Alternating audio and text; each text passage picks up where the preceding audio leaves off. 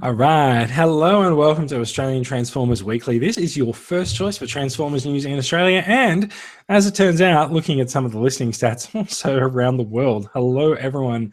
Thank you for joining us. This is episode 108. We are recording live on May 19th, 2017. I am your host, Jason. I'm back this week. I was away last week doing some stuff. And joining me tonight, we have Brad and Max. How are you doing, guys? Good evening, Jason. I first want to welcome our American overlords and welcome to Do you reckon Donald Trump's listening? I think he has a certain say in what happens tonight. Yeah, yeah. So during the week, we discovered that there's a growing number of American listeners to the podcast, which I can only assume it's because they've mistaken us for Britain or something like that.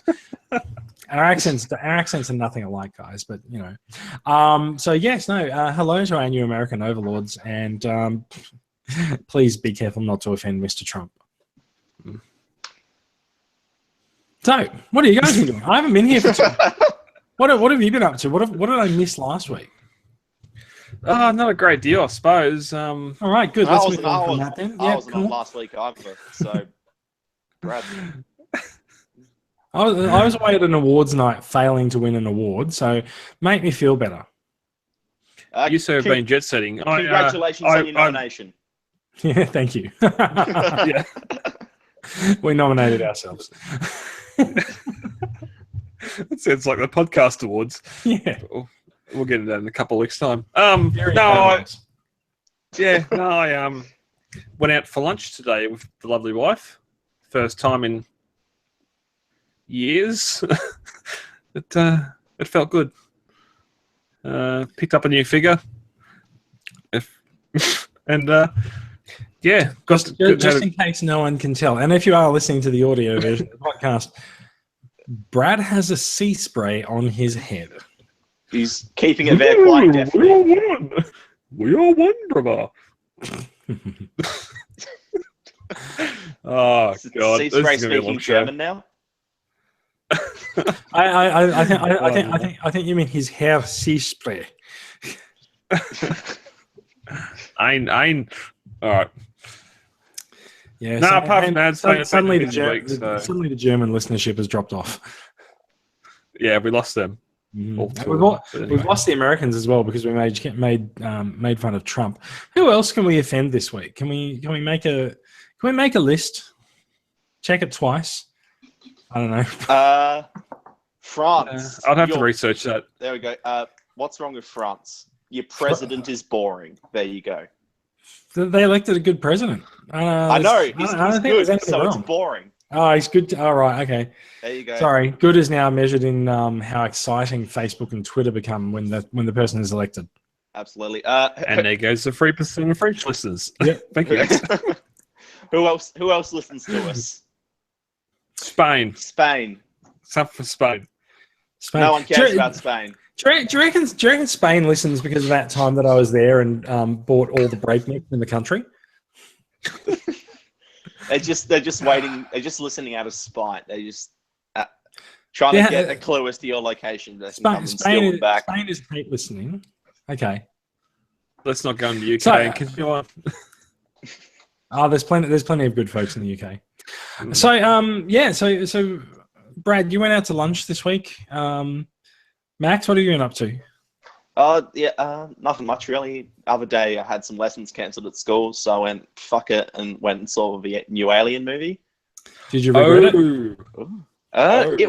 It was perfectly all right. If you're going in expecting any sort of continuity with the other films, don't. It honestly. Well, that's the question. Is it more of a Prometheus sequel or more of an Alien prequel? Very much a Prometheus sequel. Oh, really? So I've had people tell me that it's an Alien sequel, not a prequel, not a Prometheus sequel.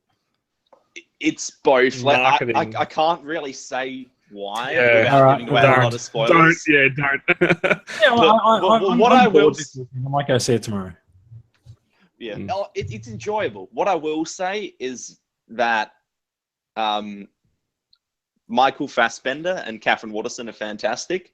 Mm-hmm. It completely neuters Alien versus Predator. Mm-hmm.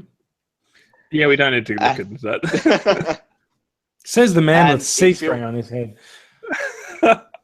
And it feels more like a Blade Runner movie than an Alien movie. That's good because there is a Blade Runner movie coming out this year as well. And Yeah, Ridley's in maybe charge of it, yeah. No, they got a different guy in, so maybe Ridley was just spiteful that it didn't let him do a new Blade Runner. So instead, he made Alien into Blade Runner. Ridley is the executive producer of Blade Runner 2049, but not the director. Which Denis Villeneuve is the director of Blade Runner 2049. Also directed Arrival, which I watched on a flight on Saturday because I went away this week. And I watched Arrival and it was bloody good. Really enjoyed it. How? And that's one thing I can ask you now is watching a movie on an airplane. I watched 5 With movies. a little screen. It wasn't. It was a You went- 10-inch screen. It wasn't a little screen. Yeah, I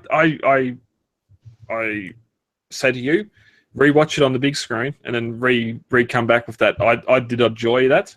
Are you talking about Arrival or something else? Yeah, no, Arrival. Yeah. I didn't know what was happening half the time, but it was enjoyable for an original concept. I really liked it. It was really good, and I liked that it had a bit of a twist to its story because you think the whole movie that something's happened in one order, but it actually happened in another. So that's good. This is maybe a minor spoiler. I was waiting for them to be attacked. It never happened. Well, that's Where's the attack? That's the thing, right? Nothing happened. Yeah, but for a movie where nothing happened, I was really impressed. What else did I watch on the plane? I watched. Speaking of people being attacked, I watched the final Resident Evil. I watched Fantastic Beasts and Where to Find Them. I watched a Monster Calls, and I watched something else. It mustn't have been very memorable. Yeah. So, shall we talk about what I did on Sunday? What did you do on Sunday, Jace? So I went to Taiwan for a few days for my other job, where I went to Taiwan for the new HTC phone launch, and I had a day by myself wandering around Taiwan. I tried to find a few Transformers stores that had been recommended to me, and I failed. If you want, can you turn my screen share on there, please? I failed until I. It's not there. Really? Oh yeah, my tab crashed. You failed twice. Speaking of things failing, there we go. That's coming back on now. Share that, and there we go. Okay, cool. There's the run sheet for everyone to see. Okay, and so I failed until I came across this store, which, as you can tell from the window, has a few. I don't think it's like Transformers. It's just got a few. Age of Extinction. Yeah. So this is a store in Taiwan called Daming. It's listed on the Transformers Asia website, which I don't think is actually the official website, but anyway, there's tons of Transformers stuff there. And I took this photo, and I believe I instantly made a lot of people on the discussion group jealous. Oh. Wow. Oh. Shall I call out some of the things that I can see in this photo? Oh, let's describe this. Okay, so there's every Combiner Wars Voyager there. Mm-hmm. There's a couple of Generations figures. These are on the right. There is a Takara Dire Battles 2.0 figure there.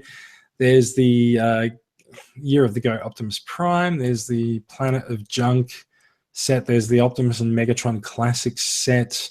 For some reason, there's a shit ton of Transformers Prime Thundercrackers. There's a few Ratchets. Where are you looking? These are on the right. It's because I know they were there. Oh, okay. I was going to say, I just see the good stuff on the left. Well, so on the left, we have an STC C4 Max. There is a Combiner Wars Leader Class Starscream. There's a few Transformers. I think they're the animated Sons of Cybertron sets. They also had a lot of Transformers animated Shockwaves as well. You can just see them on the right, the purple boxes. Yeah. There's there's Transformers Unite Warriors Megatronia, the Takara Victorian repaint. She's up the top on the left. There's a They've got basically all of them. yeah, there's the G1 Trypticon reissue. I even saw some Robot Heroes there. Sorry, Robot MP11. Masters. Yep. There's a couple of Starscreams. There is a lot of stuff. Yeah, and this is actually Phase like Extinction, Voyager Prime. yeah. This is actually not all that I saw in there, but I grabbed. I That's nabbed a couple this of is just photos. one shelf. It's just one row. So I took this photo because there's mint and seal box vinyl tech available from this shop in 2017. They're all BT19 blue streak, and I'll tell you this: if you look at the price, you'll see that it's 1,500 New Taiwan dollars. Now, I will tell you that 1,000 New Taiwan dollars is about $45. This is a very, very cheap vinyl tech. 60. So Yeah. 60-ish. Yeah, so it's about 70-ish, 60 or 70 for this vinyl tech figure. Yeah. That is well Nice. well below the normal price for vinyl tech. And of course, you can see on the left there, there's Alternity Ultra Magnus, and on the right, there's even some Transformers Go figures. I have not seen those Go figures before. Oh wow. Looking at them, I don't really care for them, but yeah. Yeah. Is that like Bot Shots Transformers Go? I think they might Yeah. actually be. Yeah. Yeah. They look it like looks bot like- shots. The Sentinel Prime looks familiar. So there was also a fairly good variety of movie toys there. There's the one-step changes there, and there's the deluxe Premier Edition. You can see Bumblebee, Slash, Berserker, and Barricade. So there's the full set of deluxe figures there, and there's also the Voyager, Grimlock, and Optimus Prime. And just to continue our previous discussion on Shelf Warmers Wave 1, Silverbolt. you is can sitting see there at the Combiner bottom. Wars Silverbolt. Yes. Yeah, still sitting there. Silverbolt. Or Wave 1. Yeah, so actually, interestingly, the Combiner Wars Voyagers were actually they're actually above retail price for Australia. They were about $55. So yeah, they were not cheap at all. These figures were about $34 for the deluxes, and I'm not sure how much the Voyagers were, but yeah.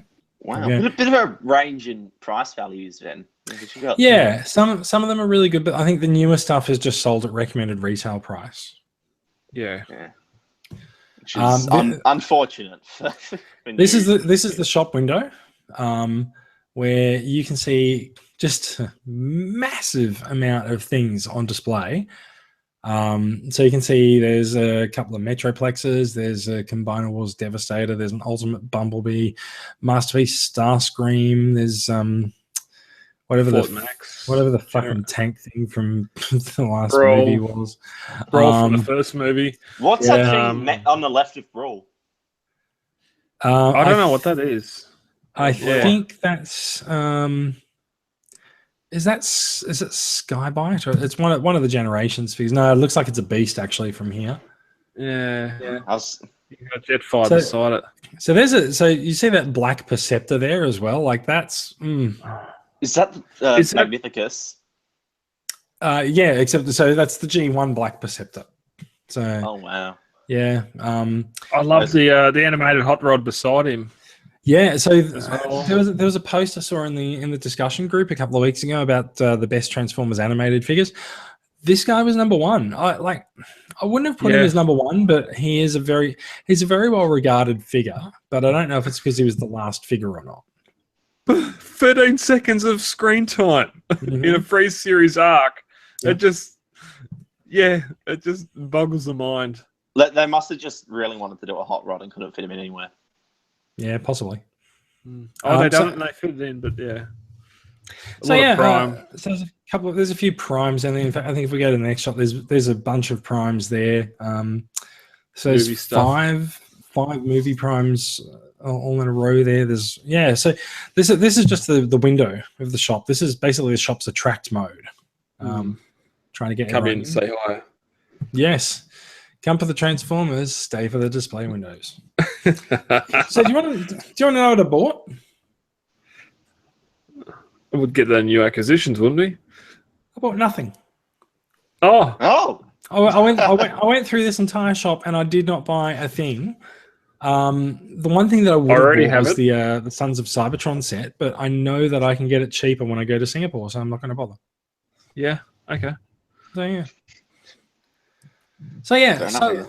So yeah, it was pretty good. I certainly enjoyed having a look around at the figures, but no, I didn't feel the need to buy anything. So yeah. I don't know if that means I have to be fired from the podcast or not now, but yeah. No. Well, I suppose we're seeing a lot of movie We're stuff. not in this angry. and- We're just disappointed. Yeah. Yes, So a lot of this we're saying you've probably already got like, the generation of stuff as well. It's sort of you're not going to double up just because you're shopping overseas. Maybe, yeah. Movie Devastator, awesome. Yeah, I don't have Movie Devastator. I'm not interested. Yeah, The Fallen, Ironhide. You can actually see the voice changing helmet just inside the window next to the Ghostbusters house, and you can also see the giant robots in disguise Bumblebee. You can see his legs up the back, and I think you can see. If I go back to the outside shot, you can see him standing up the back of the shop. Yeah, definitely. It's a big bot. He is a big bot. So yeah, had a bit of a fun time in Taiwan. I did buy something on the way back as we went through Hong Kong, but we'll talk about that later on in new acquisitions. I think it's time to get underway with the regularly scheduled stuff for the podcast. Shall we start with Take Your Bot to Work Day? We shall. That's all right. So the winner for this week's Take Your Bot to Work Day, which is a good competition where we encourage people in the Transformers Collectors Club Australia Facebook discussion group to take your bot out to a real world location. It doesn't have to be your work, but yeah, a bot in the real world pick, and we do have a prize coming up at the end of the year. So winner this week was Alan Jones for the second week in a row, and I think you're gonna have to turn my screen share back on. There we go. So Alan Jones went to the trouble of actually setting up a video and posting the video. This is a poor quality screen cap from it, Alan. We're sorry, but well done. Frenzy throwing down some beats, Ravage, and is that Laserbeak on top of the record? Rumble. No, Frenzy. Red. Frenzy is red. Frenzy's on top and Rumble's on the actual turntable surface, not the record. Yep. I can't actually make them out from the photo because it's a terrible screen cap. But I can tell that they are playing the Transformers the movie soundtrack from '86, which I also have that edition of it on vinyl. It's fantastic. Lovely. But I never play it on that vinyl anymore. I just play the downloaded MP3s, of course. But yes, in the video they are playing the intro to Transformers, which is the rock version of the Transformers intro. Lovely.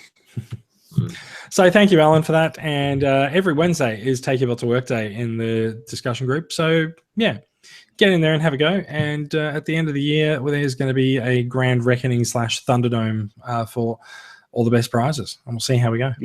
Yep. All right. Let's get on to some news, shall we?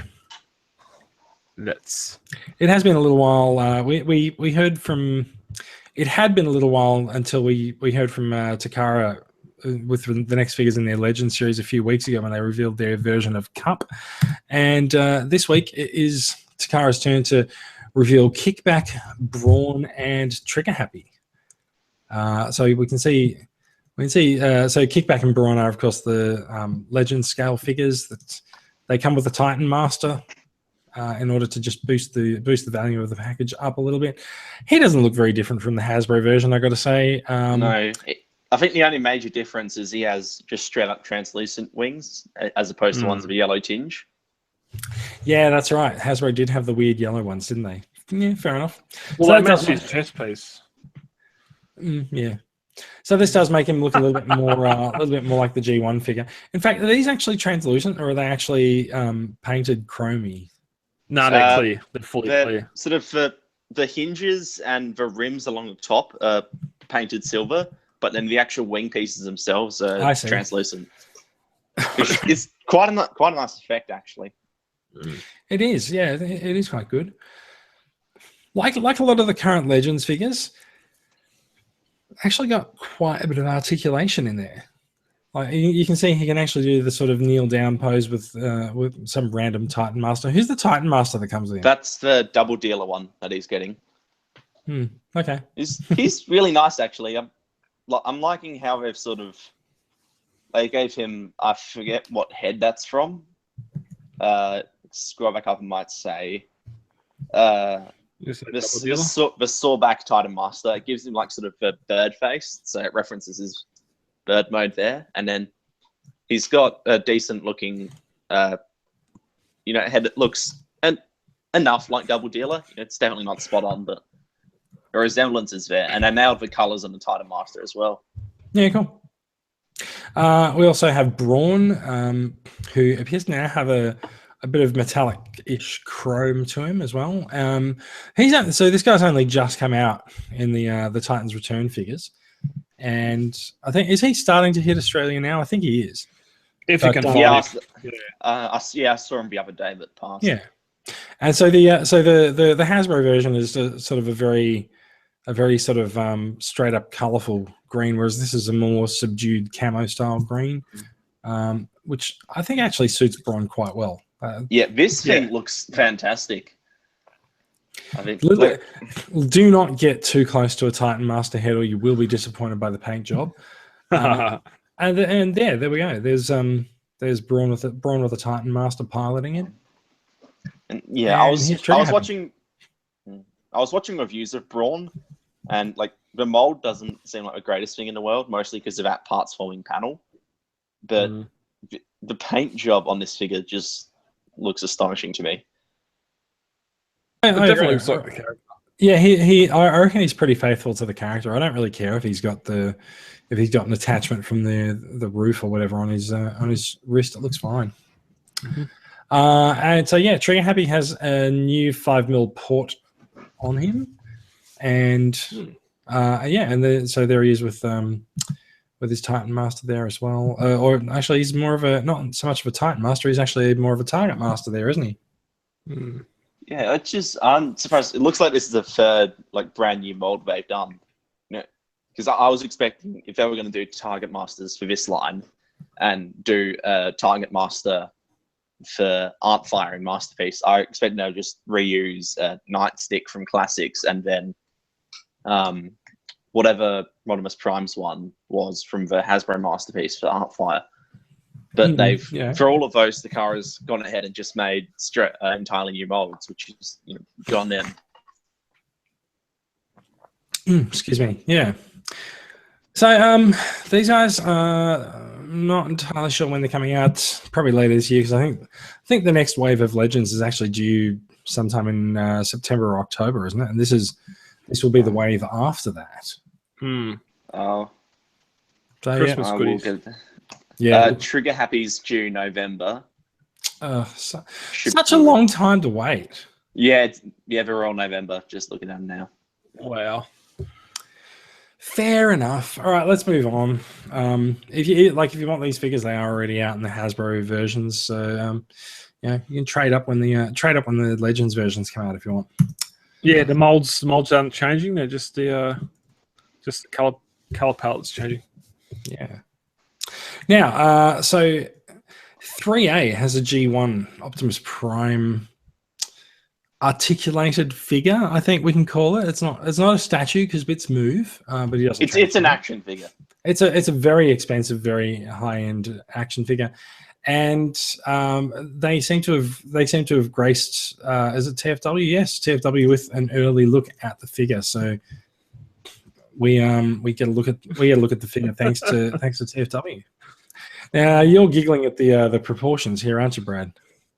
I was going to ask this. I was surprised this made it into run sheet because we made fun of this in design form, and here we are for the real bot, and it looks just as bad. I think honestly, I think they've really photographed it from a bad angle. I think if you take this from the right angle, it will look good. Yeah, it looks all right. If you go, that looks fine. That looks fine. Yeah, that looks fine right there. I have no issue with that. It does look fine, mostly just because you're hiding the angle of the chest. Yeah, because when you look at it from just straight on, it looks ugly. It does look a little bit droopy there. But yeah, so yeah, if you get the angles right, like that's a little bit closer. I don't understand why you'd even compare it to MP10 or a movie Prime. It's a completely different thing, and it just looks worse for it. I don't think it's a comparison. I think it's more just a size reference. Yeah. Yeah, but still, you're putting those figures in the same photo together. It's going to be compared. I mean, one thing these photos are telling me is like just how detailed it is, because this thing is decked out like hell. True. This is one thing that I've seen a lot in Transformers in the last couple of years is these hyper detailed big Optimus Primes. Like we've seen Mega Action Series, we've got MP10, and and then there's these guys which just like the Hot Toys figure. You can stand them up and have them among your collection, and they are actually, although they are super expensive, they are actually action figures because you can move them around and pose them. So. Yeah. That was the Ori Toy one as well, wasn't it? The which one, sorry? The Ori Toy one? Yeah, actually I saw that in the airport in Hong Kong. It's at Shintokyo didn't really care in the for city. I've seen it around. It's like $300 for if someone doesn't look too crash hot. Yeah, I didn't care for it. It just makes you wonder because this is free A, but other soap studios, all these bots, XM Studios are doing G1 inspired stuff. You have the license for a non-transformable statue. Go G1. Go G1 as far as you can fling it. There's no reason to have these little artistic flares to try and escape copyright or whatever else. I suppose the thing is, they're not escaping copyright. It's licensed. I know it's a licensed figure, so go G1. But I'd love it. I'd love a G1. I imagine the thing is that there's all these G1 statues out there already. Like there's not though. They've all got these stupid artistic flares like this that look like crap. And you've got your what's that big one? The Mass? Is it Mass Diamond Studios? Select and whatnot. Yeah, but that's an action figure, but that's pretty much spot on to G1. Like it's exactly. Do it. It's a licensed figure. Yeah, you have the license to make that figure. Make it. Yeah, but that isn't a statue though. But yeah, that has been selling like gangbusters. But it doesn't have to be a statue. It's a non-transferable figure. Prime 1 Studios Lockdown is a non-transformable figure. They went for full movie lockdown look of it. You're going to do these G1 bots. You got the license for a non-transformable G1 Prime. Make a goddamn G1 Prime. This is just. I think what you'll find is that 3A has a particular signature flair on their stuff, and that's what they've gone for here. So yeah, this ends up being insane. Yeah, and people are laughing at it. This ends up being a noticeably 3A figure, and they have their more people will buy the Dark of the Moon Prime than they will this. Probably because it's going to be super expensive. They'll be the same price, but this isn't a G1 Prime. No one's going to buy this as being a G1 Prime. I think you find that 3A has a large legion of fans who've already pre-ordered it. No, look, 3A fans, I'm going to generalize the all hell here, but they're snobs. They're just toy snobs.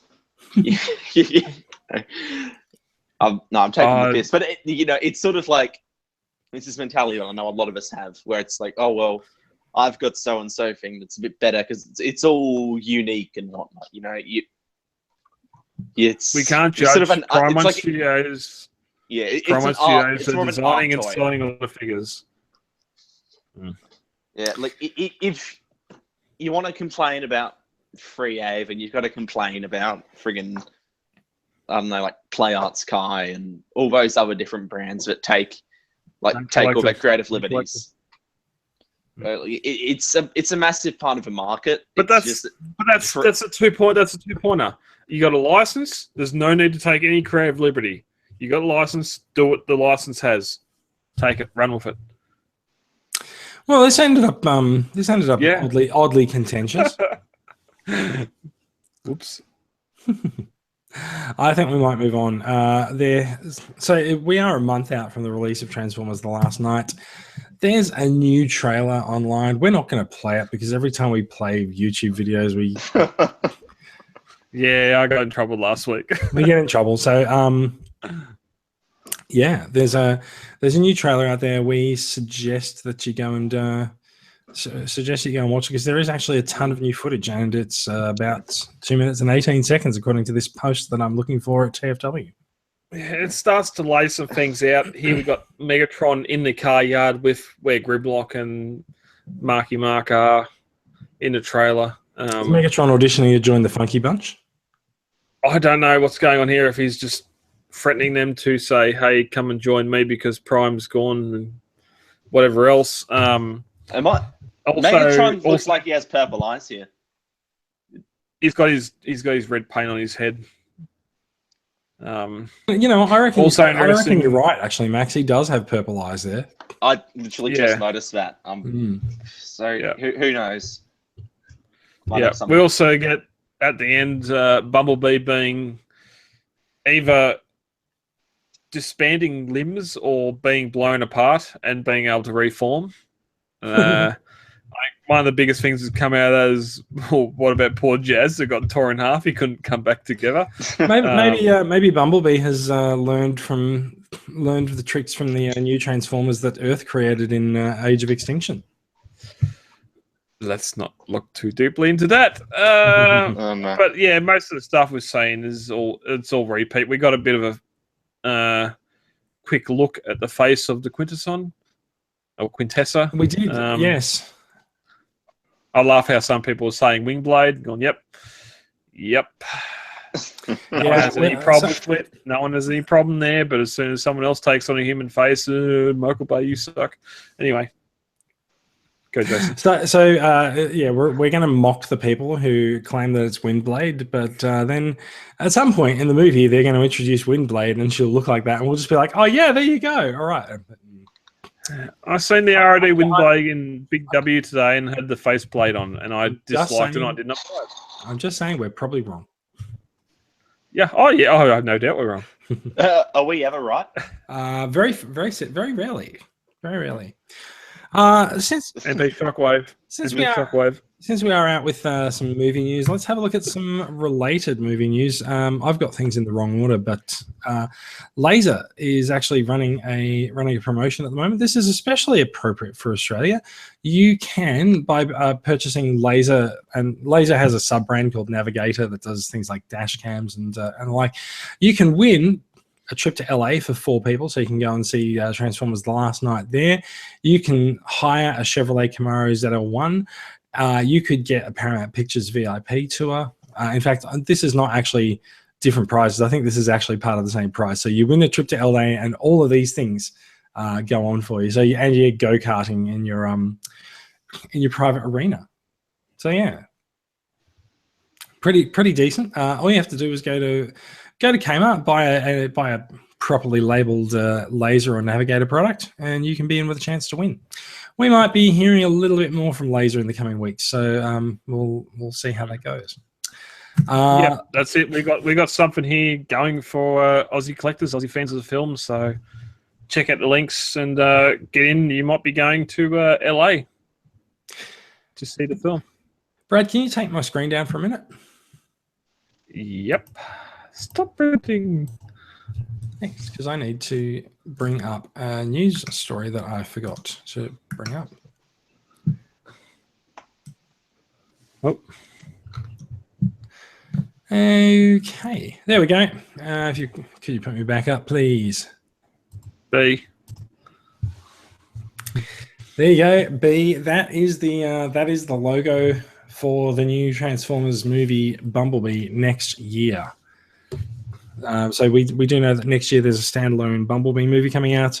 We do know that it's supposed to be a prequel, so B can indeed die in this. No, he can't. He can pull himself back together.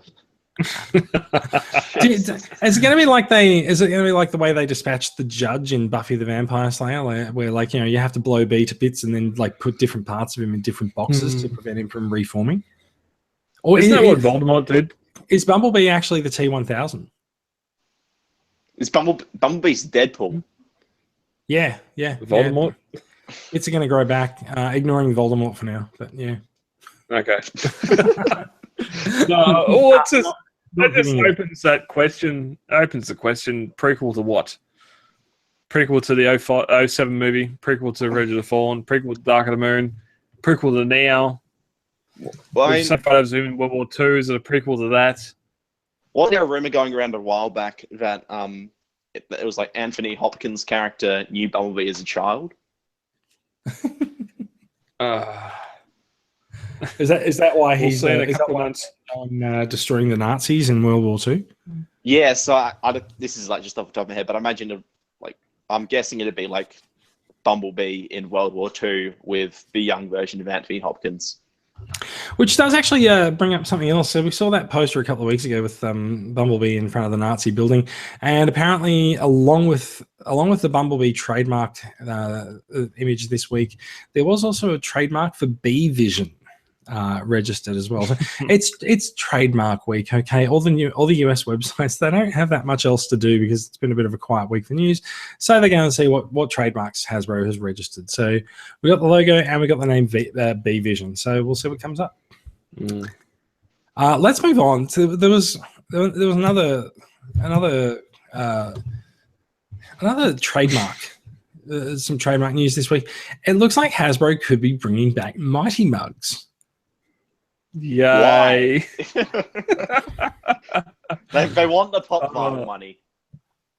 Well, so like this is the thing, right? They would probably want the pop vinyl money. I've said for a while now, I don't understand why there's not G1 Transformers pop vinyl figures. Like they would fly off the shelves. But yeah, well, they've licensed movie figures to Funko, who do pops. I don't know why they would not push ahead with that, but they instead go for their own Mighty Mugs line. I'd imagine it would be like something to do with the way licensing works of the loyal subjects, because I haven't seen Pop. They already do that stuff. Yeah, I haven't seen Pop do any of the sort of older Hasbro properties, whereas loyal subjects will do like they'll do modern stuff from like G.I. Joe and TMNT and what have you. But loyal subjects is the only one that does the G1 versions of all I'll tell you what, I don't see there being a problem running G1 style loyal subjects figures and Mighty Mugs / pop vinyls, whatever, side by side on people's shelves. Like I don't think there'd be a problem with that. I don't think there's any exclusivity on it for them because pop vinyls always exist alongside the mainline action figures for a particular franchise anyway. I suppose not. Anyway, Mighty Mugs might be coming back. It's been about 5 years since the last Mighty Mugs came out. Yeah, it's been a while. Something like that. I like the way TFW puts it. They said after 7 years of absence, bracket commercial discontinuation. So yeah, and you can of course see the picture of the Optimus Prime Mighty Mugs figure there as well. I don't have any of the Mighty Mugs figures, so I don't really care about them. That there are people who like them, so yeah, good on them. Okie dokie. Oakley dokley do. Is that actually it for news? I think other than comic news, that's a lot. Yeah. So we got some comics news, and Max, do you want to take it away? I've got the stories up here. Okay. Thank you, Jason. There's just a couple of little bits of news this week that I figured would be worth sharing, seeing as we pretty much never have any comic news per se. This isn't too much, but this is a subscription cover for Transformers Salvation, and just figured this would be worth talking about because it's absolutely stunning. I like that movie.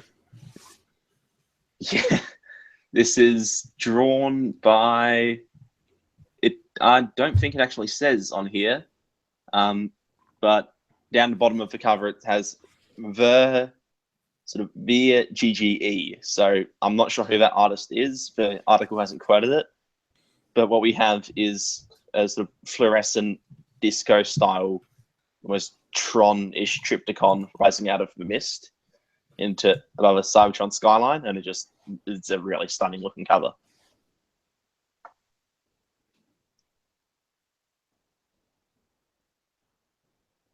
And then in other news, we also have sorry, I'm stuttering to hell here. So I have a design sketch from Sarah Pittere-Durosha. I hope I pronounced that right. The artist on Tallulah 1. This is of Casa, the Titan, who's played a pretty big part in the recent series. And this gives you a nice little look at the design process. You can see things like the faceplate, which wasn't really, I don't think that actually showed up in the final comic. Actually, I believe that he had that in his form on the right, but didn't have the open mouth version in his right form on the right. And you can see how sort of a design's evolved from a sort of earlier stage in continuity towards the later stage, like sort of by bits being added onto him by Alita 1. So it's a nice little look at the creative process there. Yeah, you can definitely see him getting built up. Yeah. Basically, he hasn't skipped leg day or chest day at the gym. No. And then a new release for this week, which actually came out last week, but I forgot to put it in the run sheet, is Lost Light issue 4, which is not issue 4. It's actually issue 5. Yeah. Yep. Issue 5, which is of course written by James Roberts with art by Jack Lawrence. It's part 5 of the book's first arc, Dissolution, set in the Functionist universe. The plot pretty much takes a sort of non-linear structure. It jumps back and forth between time periods a bit. It's got 2 really large plot twists, but they don't really have all that much weight. Like the pacing in the book as well also feels off. It doesn't like grab you at all. Doesn't seem to have much tension in it. It's just, okay, here's a thing that happened, then here's another thing that happened, and another thing, and another thing. There's no sort of narrative cohesion in what's going on, at least in my opinion. Oh, so I've actually read the book this week as well. So I read it on my flight to Taiwan and or one of the flights back. It feels to me very much like it's putting pieces in place for the final issue next month. And like, there's a little bit of spinning wheels, I guess, but it's also, it's not so much spinning wheels as so much as it's a bit of exposition, which, more than meets the eye has always been up for exposition. So, yeah, I don't know. I didn't really take offense to it that much. Yeah. Well, I suppose the thing is, James Roberts, world building is what he does best. Like he's just constantly sowing seeds everywhere so he can come back to them later. But I sort of felt like this issue, there wasn't too much world building. It was more sort of payoffs from things that we'd seen teased earlier. Mm-hmm. But the payoffs just felt anticlimactic, and I can't really say anything about spoiling it. But it's sort of an anticlimax. It's one of the 2 plot twists. You really can't figure out how to say this without spoilers. Okay. So I think we figured out that it's actually quite difficult to review a book without spoiling it. Pretty much. And then the other one, there's just no emotional build up for what's coming, to any great degree. And then also, when I was talking about this book a couple of weeks back, the issue beforehand, I was saying there's a massive cliffhanger at the ending. And according to this, the new issue, that cliffhanger just didn't happen, or the thing that implied was going to happen didn't happen. But there seems to be no relation to that whatsoever. But I'm not gonna call that a criticism, because this is James Roberts we're talking about. So it could absolutely be where it might end up actually paying off down the line. We don't know. Yeah, fair enough. So I'm having a bit of a look at that. I'm having a bit of a look at that cliffhanger and stuff from the previous issue. Yeah, you're right. Actually, they did just sort of drop that thread off, but I'm guessing that's going to pay off in issue 6. We'll see. Yeah, I'm imagining what they sort of said. Like what happened between those characters in this issue, might be, no pun intended, more than meets the eye. Okay. All right. I think it's about time we stop talking in vagaries and nothings. Let's talk. Let's get on to some. Do you want to do a discussion piece? We can look into it slightly. Yeah. Cool. All right. So, Brad, do you want to set us out a discussion topic for the week? And do you want to turn off my screen share for me? Oh, working. Oh, that's there we go. go. No, that didn't. There we go. There we go. So, what do you want to talk about? You've got a bee in your bonnet about reusing characters this week. Main discussion this week. Why do Hasbro continuously reuse characters? While we're seeing Optimus Prime, Megatron reused again, new characters get added in comics and other parts of the fiction, and fans love it. And we look for those figures. Like Tarn's a good one. Windblade. All those figures. Lately, you really need to learn to say Windblade.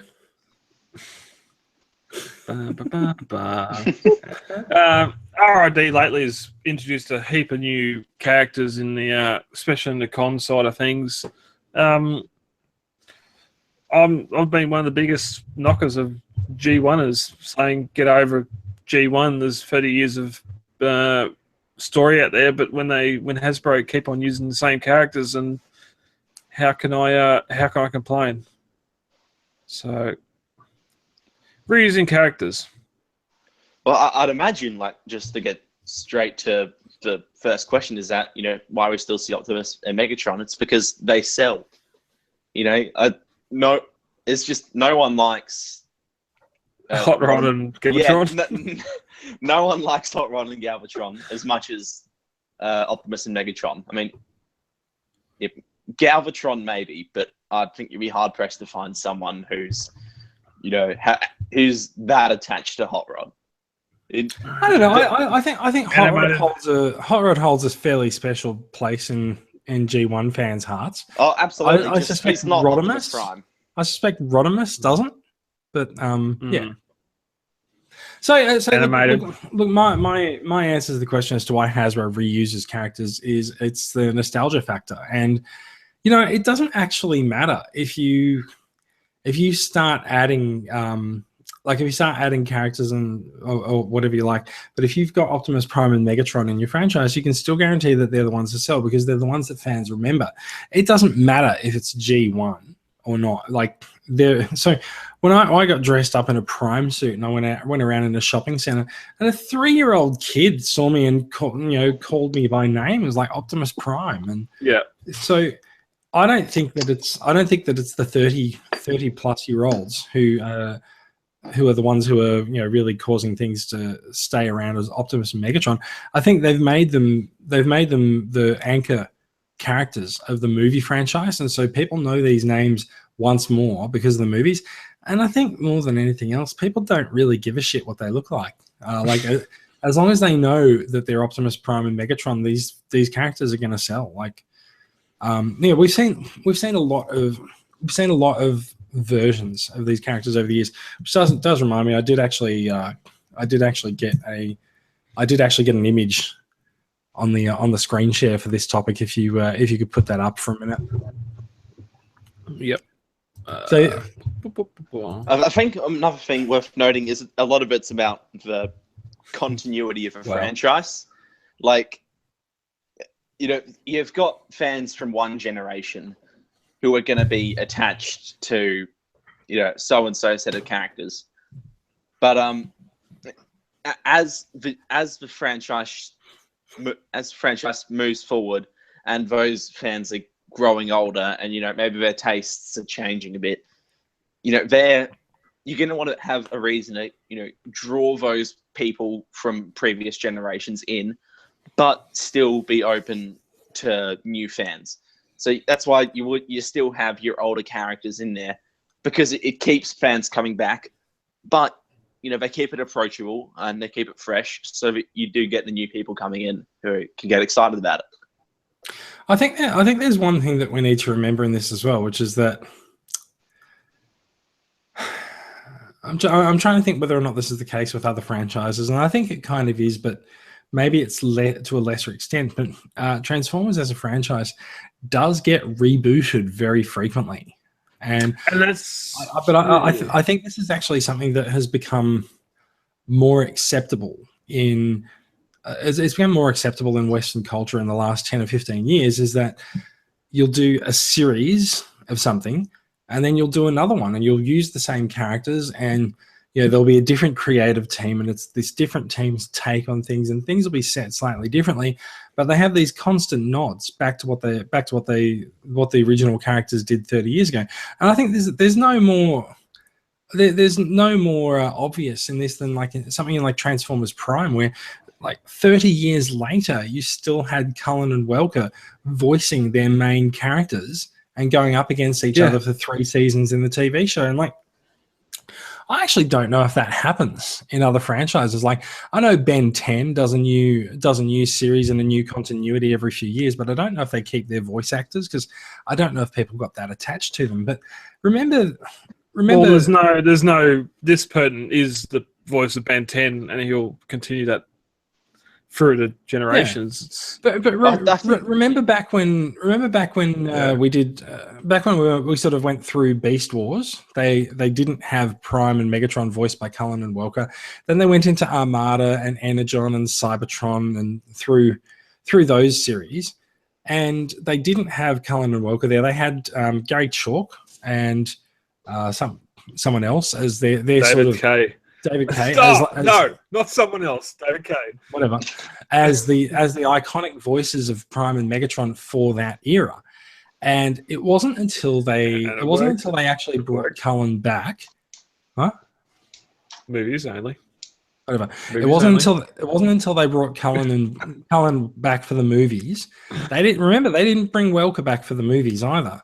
But it wasn't until they brought Cullen back for the movies that there was this groundswell of support to actually bring him back to voice Prime in the cartoon. And there was a lot of concern for the first movie that Cullen might be actually too old to properly voice Prime. We know that's not necessarily true now, but maybe we're being slightly willfully negligent. I do feel like Prime sounds a hell of a lot older in the movies than he used to in the TV series. But 30 years of it, yeah. And he's also a different character. Like, movie Prime is a very different character to G1 Prime. So he totally is. It doesn't matter. You still got that connection there. You can still listen to that and go, okay, that's Optimus Prime, that's Peter Cullen. Yeah, but if they didn't, distinction is enough. But if they didn't get Cullen back for the movie, would it have mattered? I doubt it very much. You know, we're going to see it anyway. It's going to make some diehard fans happy, but it's not going to change the amount of people going out to actually see the movie. Welcome Gary Chalk back to the movies. Well, I think it'd be interesting to see what would happen if they would actually get those guys in on the movie franchise. As you can have them as different characters, whatever. But then you got to look at the 30 years of the franchise. Gary Chalk and David Kaye done more Megatron and Prime than what Cullen and Welker did. Probably not now because excluding the movies. Prime. Excluding the movies. And going into RID, if Welker comes back for RID, then yes, he's going to put them two out. I think is Welker doing Soundwave in Prime? Prime RID? Yes. Yeah. Yes, and it is G1 Soundwave coming back. Modulated, so he might not be back in Megatron, but he's definitely back at Soundwave, and it is good to see him still working on the thing. Megatron might be up in RID. Yeah, and bring him back, all for it. We adult men collecting these children's toys, we know every 3 or 4 years the cartoon gets rebooted. It's a cartoon. It's an advertisement for these figures. Every 3 or 4 years, everything gets rebooted. We get the characters back again, and we know and love. Or we get the names back. We don't also always know and love them. We get something like the Unicron trilogy, and everyone hates it because whatever else. animated. There's still people that hate animated. There's people that hate Prime. So you asked the question why Hasbro continually reuses the characters, because when they don't, people hate it. Yeah, but look now at RID, you're getting a lot of these Decepticon villain of the week sort of stuff, and okay, it's villain of the week, but you're getting a lot of great stuff. The little Scorponok. And I have an interesting thought on RID's Decepticons. Right, I feel like a lot of the Decepticons are they're dealt with in 1 or 2 episodes, and then they go away, and then they come back, half a season later, because it sort of keeps the guest voice cast turning over. And so you're not gonna suddenly add a character to the main cast because that requires them to get a new actor and pay them. So this is why I feel like the Decepticons in RID just sort of they rotate them around. But I think what they've done well is they've sort of rotated around them, and then they've brought them back for another go and brought them back again and again, such that when Quillfire turns up, you actually recognize Quillfire, and you know what his trick is and what his ability is. And so I really quite like that. I think they've done a good job of building those characters, but I think part of the problem also is just the fact that the G1 character names we know were thought up in a weekend by Marvel's at the time Bob Budiansky, and I think ever since the original G1 character names, I think they've struggled to come up with new character names that are as iconic. And like, we know that Megatron's name is Megatron because it sounds like Megaton, because people had a massive fear of nuclear war breaking out, and so this character, he didn't just take on the role of being the bad guy. Like he took on this role in people's minds of being associated with nuclear war because his name sounded so similar to it, and like that imprinted on a generation and the generations that followed as well in such a massive way that we don't really want to do Transformers without Megatron anymore. We don't want to do Transformers without Optimus Prime. You can mess around with the ranks of the Autobots all that you like, as long as Optimus Prime is at the head of them. It's nostalgia, and it's an imprint on. It's not an individual's memory or a family or anything. It's society. It's an imprint on society's memory. Like it or not, like that's how far-reaching the effect that this franchise has had. Yeah, you play around a little bit too. When I went to Taiwan, I was talking to someone about the fact that I collect Transformers, and they were like, "Oh, really? Like, wouldn't that be really difficult to get back into Australia? I mean, like, there's all the electronics and magnets in there, and all the power supplies and stuff." And I was just like, "No. I'm not collecting electrical Transformers. I'm collecting, like Optimus Prime and Megatron." Oh, right. That's what you mean, right? It's like I said Transformers and they didn't get it, and then I said Optimus Prime and they got it. Wow. So like, yeah, a lot of the thing with the naming is that I don't think they have come close to achieving that same level of names as they did back in the day, and that's probably just because the guys at Marvel, like Bob Budiansky, were just really good at it. Because a lot of what they do nowadays just seems to be, okay, word, there's your Transformer name. Yeah. Whereas it's not. Maybe what they actually should do is go back to a creative outfit like Marvel and actually go, "Hey, can you come up with our character names, please?" And then never use them in a movie. Maybe they should do it for the movie.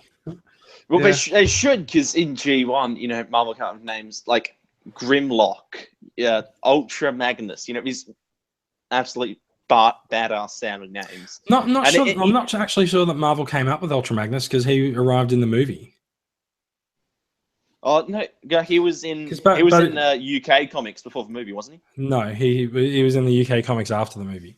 Oh, okay. Never mind. But so Ultra Magnus turned up in the movie, and so there's a generation of bots that were named by Budiansky before they actually did the original TV series, and so Grimlock and Jetfire and Co are in that, and then they changed Jetfire to Skyfire because we all know that story. But there are specific origins behind many of the G1 character names, and they never returned to that well to actually get them done. Like we know Badiansky did them in a weekend. Like there was a first run of names that went around the Marvel office, and no one particularly liked them, and so he was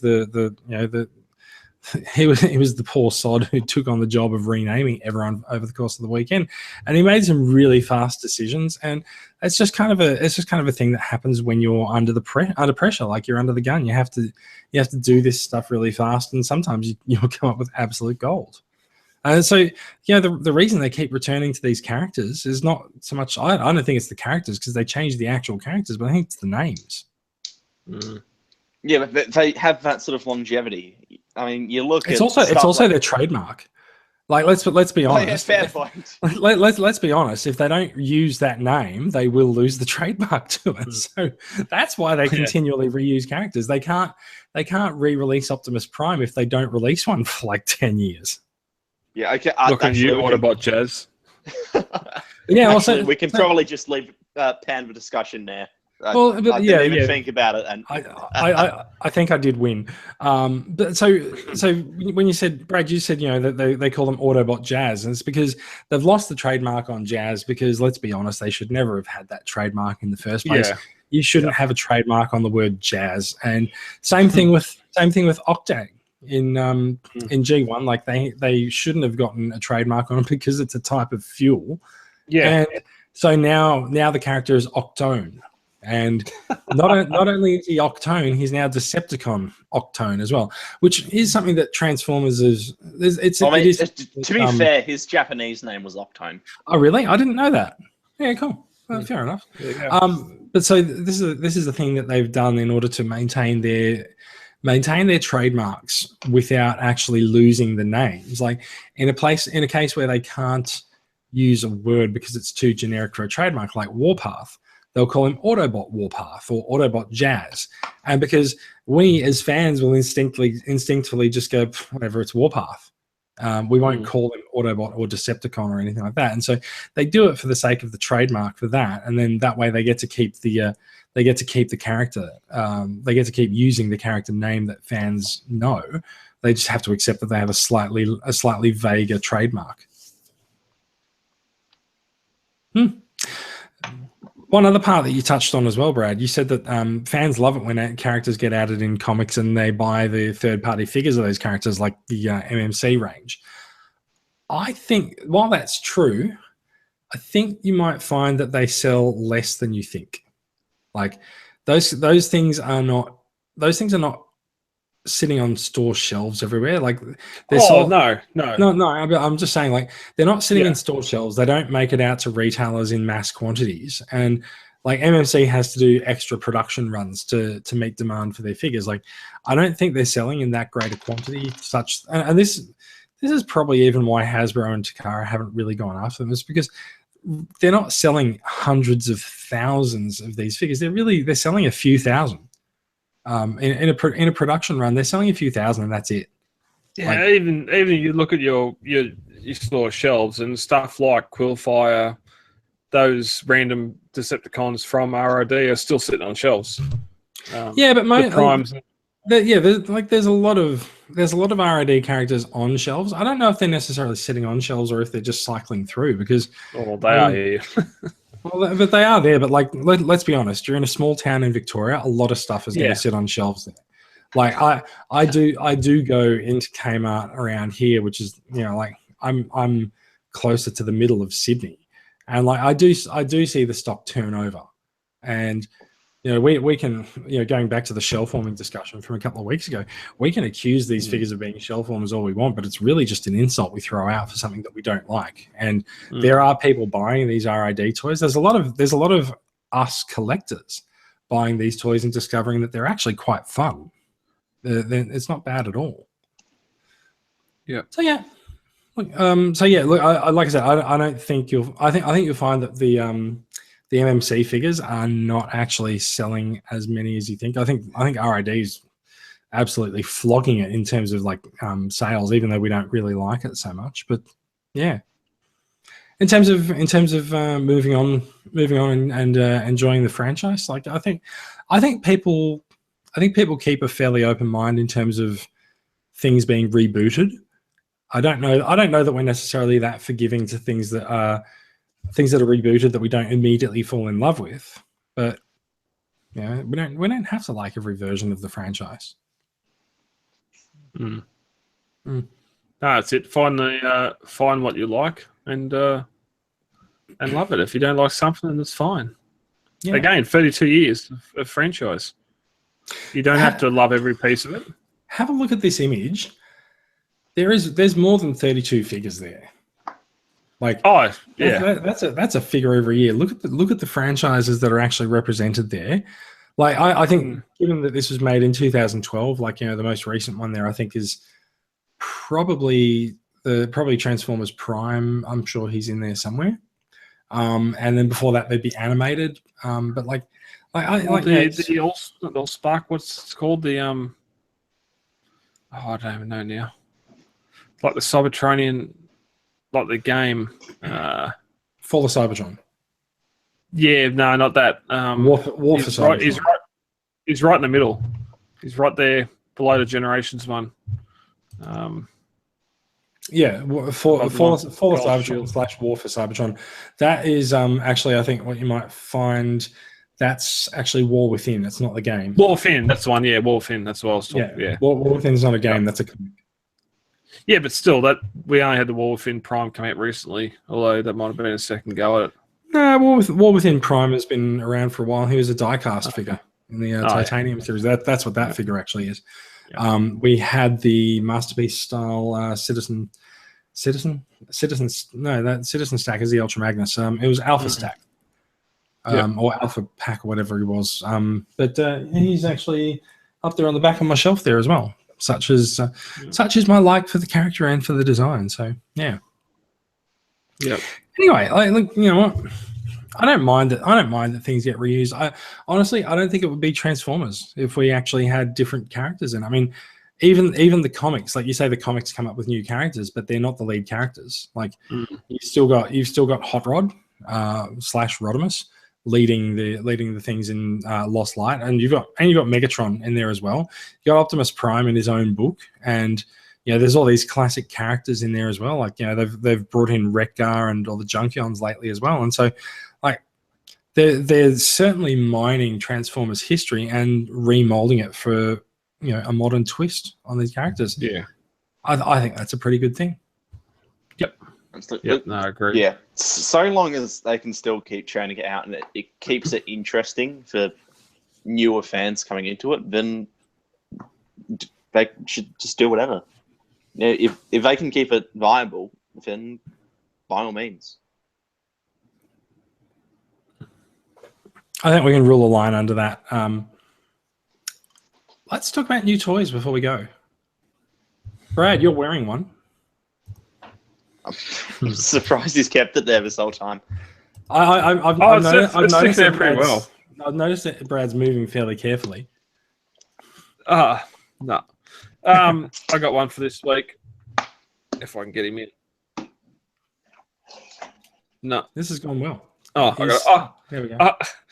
I got to pull him backwards, not push him forwards.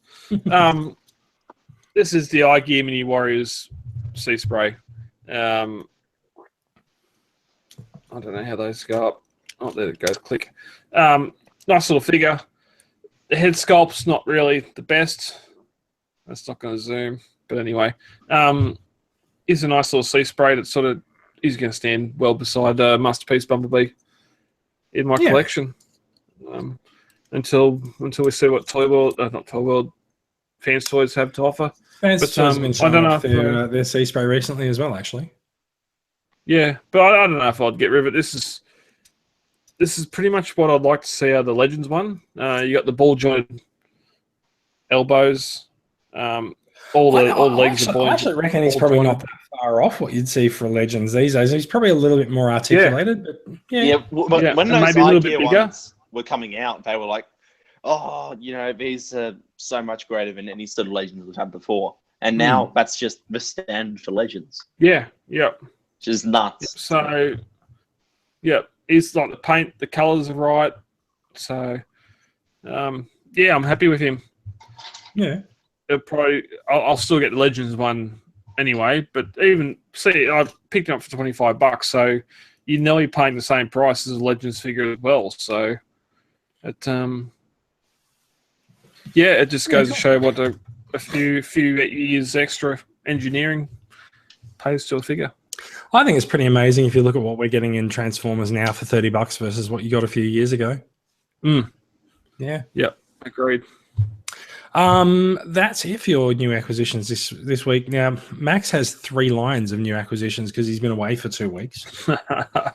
and also I like to time things out to an extent, but yes, I was trying to save for that Adelaide Mega Toy Fair in a couple of weeks' time. But then, pre-orders come in, you find movie figures, and guys put stuff up for sale really cheap, and all of a sudden you've got 8 figures. So they're like buses. Yeah, pretty much. So start things off. Thank you to Russell Chandler Dady in the group. He put up a whole bunch of dirt cheap figures. I managed to pick up quite a few bits I was looking for. So to start off, we've got the Cyberverse Prime and Cyberverse Transformers Prime, Ironhide, and Hardshell. Oh, cool. These are the 2 sort of scout class figures, and they're just really nice little things. The Cyberverse ones are the sort of simplified ones, aren't they? They're a little bit simpler. Like, you remember that Starscream that I got that didn't even bend his knees or something? They're big Legends figures. Yeah. Yeah, but they're basically just the Generations Legends. They're a bit upscaled though, right? Yeah, pretty much. But they've got elbows, knees, and whatnot. Ironhide's got friggin' ankle tilts by virtue of transformation, which is fantastic. This is a couple really nice figures. Transformation as well. They do a massive movement of mass. Like the entirety of Ironhide's upper section sort of spins around. Hardshell, his torso splits in half and folds in on itself, and the whole back assembly changes place. It's a really cool process. Yeah, and I wish we got that as a Voyager. We need a Voyager Hardshell. Oh yeah, I would. If someone could just knock this off and upscale it, maybe improve the articulation a bit, I'd buy that in an instant. And also, I did have this guy beforehand, but he was missing the grill piece. That WFC Prime, still an excellent mold. It is. I quite appreciate the. I don't know if I've got them on display anymore. The oversized KOs of that figure up to a Voyager scale. I've got the purple one and the red one. They are really nice, and so the original must be really nice too. Yeah, he still holds up. He's better than pretty much anything that's coming out nowadays. This was like a figure that they just went, okay, we've got this design here, let's go all out. And to have a complete one is really nice. And in a little one I haven't seen Salmo that much is Dark of the Moon Deluxe Thundercracker. Oh yeah, just redeco of the Starscream with 2 ridiculous weapons. He's got just this massive sword gun and I'm not sure how I can show it on camera. There's that MechTech chainsaw. Love that thing. But he's pretty poseable. The transformation's fun. It moves stuff around a whole lot, which is great. And then he's just cast in this beautiful blue plastic with red paint. He catches the essence of Thundercracker's look really well. So I like the look of it because it's not the stupid sort of just flat grey that Starscream was. Like, he's got colours to him. Yeah. The Starscream design from movies always translated really well into other Seekers colours, I thought. Like that run of exclusives they did where it's like Skywarp and Ramjet as well. Those always look fantastic. Yeah. And then, so are you guys aware of the tiny turbo changes from the last one? I saw a couple of them in Kmart a couple of weekends ago. So they're ever around here, and I wasn't intending to get any. And so I sort of just forgot they existed until I found little Grimlock here. I shit you not, sitting on the side of the road in the city. So someone had gotten him and shared our thoughts on them. Yeah. So it's like, all right, that belongs to me now. Thanks very much. And it kind of goes a few different paint apps. But then I did looked them up a bit, found a code list to find which ones you want, and also realized that I did a shadow Grimlock. So I went around a few stores in the city and checked for codes on the bags and got myself sort of a Nemesis Prime colored Grimlock there. Nice. You do realise there's a little clear window on the back of the bags. There's a what? A little clear window on the back of the bags. How is it a blind bag then? Like having a code is pushing it. Christ. I went into Big W today and had a couple of them and looked at them and gone, that's Bumblebee, that's Grimlock, that's Prime. Wow. I didn't have to look at any codes. Oh, but you got to sort of look at, you Google the line so you know what colours are involved. Otherwise, yeah, you can have a bad time. Yeah. But I mean, yeah, I just fell in love with this because it's a tiny, super deformed Grimlock in evil colours and he still transforms. So I can't complain. Yeah. And also, just because I got in on the movie hype, Deluxe Barricade. Nice. That's what I want. Yeah, I keep on seeing these around the place, and this guy seems like the only one worth getting.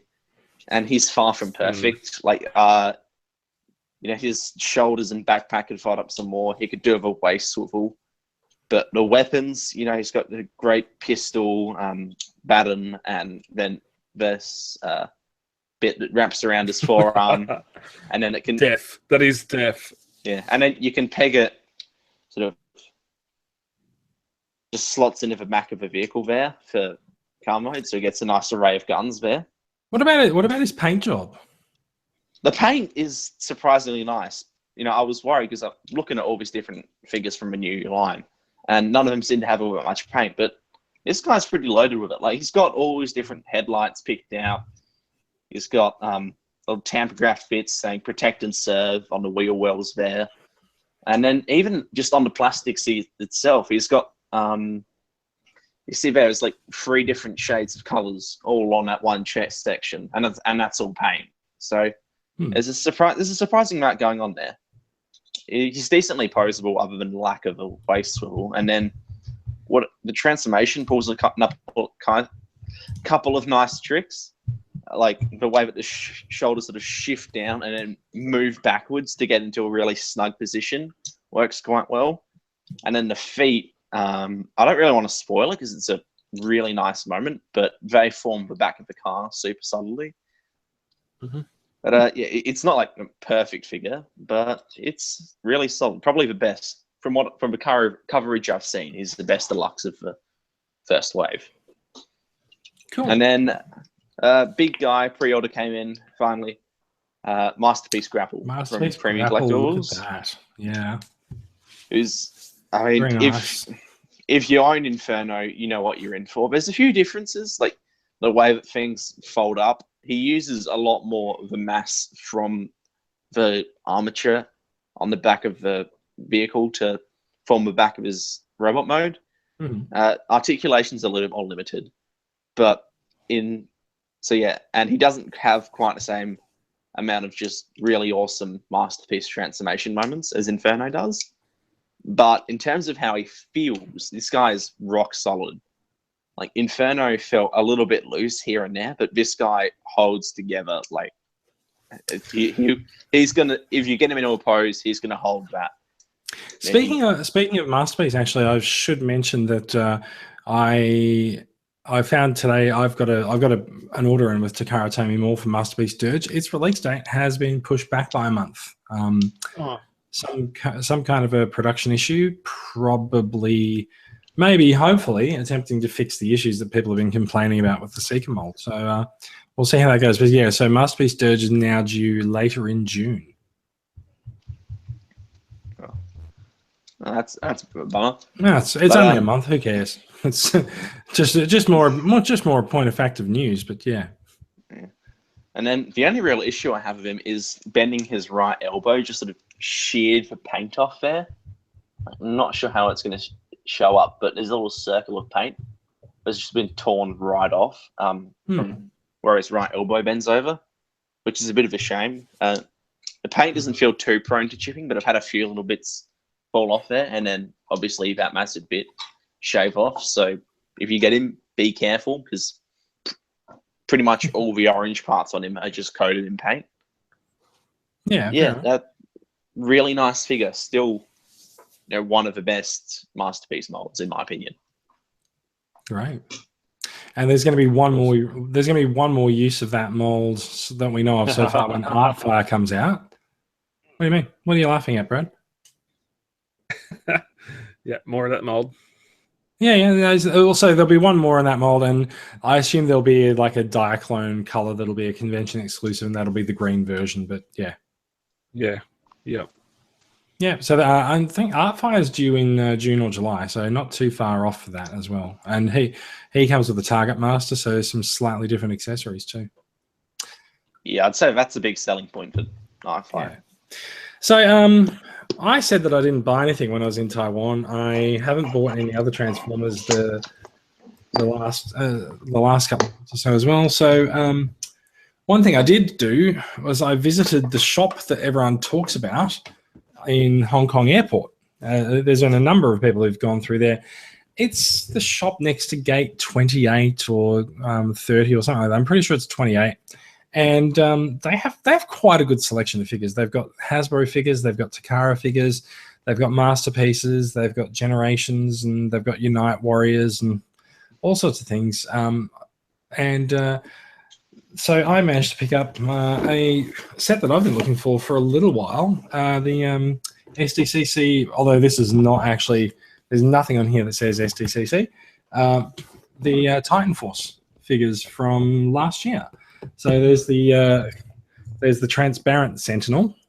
There's the light blue, more accurate Brainstorm.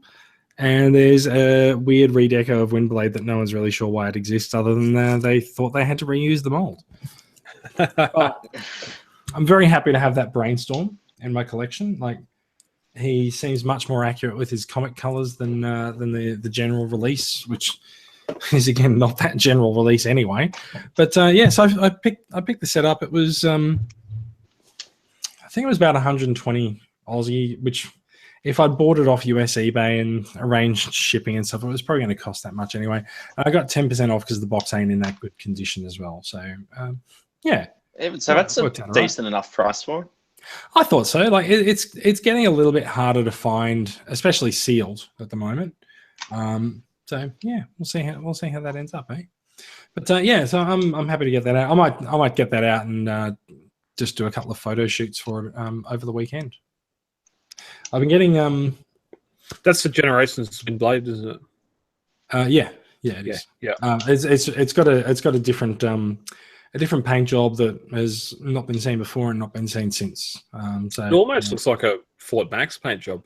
Just the blues and the greys and the red. I think that was the intention, wasn't it? To just do Windblade up as Fort Max. Why? I don't know. I was going to say it actually calls to mind more Prime's colours than Fort Max to me, but yeah. Okay. Yeah. Now, before we wind up, because we are dangerously close to the end of the show, upcoming events. There's going to be an appearance from Transformers Collectors Club Australia at Desicon 3 next Saturday somewhere in Melbourne. Brad, you know the details for that better than I. Yep, we'll be down in Narre Warren next weekend, so come on down to the Narre Warren Community Centre for Desicon 3. Should be good. We'll have displays set up down there, and all are welcome. Excellent. And there's a door prize for TCCA members. Is there who's going to be there? Is it just going to be yourself? Is Simon going to? Simon's going to be. He'll have his. He's got a table set up with some stuff for sale. Cool. So if you got 80s stuff on your grocery list, he'll have it there. I'll have the TCA table manned, and Chris is going to be there as well. So, yeah, fantastic. Should be a good weekend. Plus, we've got the not mentioned here. We got the slumber party on the Friday night pre-Desicon. So the G1 slumber party. Does that mean that you're going to be podcasting from the slumber party next weekend, or will you be taking a pass? I don't know. At this stage, it'll probably be a pass. Mm-hmm. All right, we'll see how we go next week. Yeah. All right. thank you for listening, everyone. That is the end of the show. We've been on the air for a little while now, so I think it's time we draw a line under it and finish up. Australian Transformers Weekly is produced by Transformers Collectors Club Australia. You can find the website there at transformerscca.com. You can find the podcast on iTunes, Alexia, and TuneIn Radio. So please head over there and give us a review. The RSS feed is on the website and in the show notes if you are listening to us in a podcatcher that supports them. So happy days. And yeah, we will see you again next week, although depending on the day we record, I may not be in next week, but we'll see. We'll sort something out. Yes. Yeah. Okay. Thanks for listening, everyone. No worries. And so on. Guys. See you later. Catch you later. See you guys.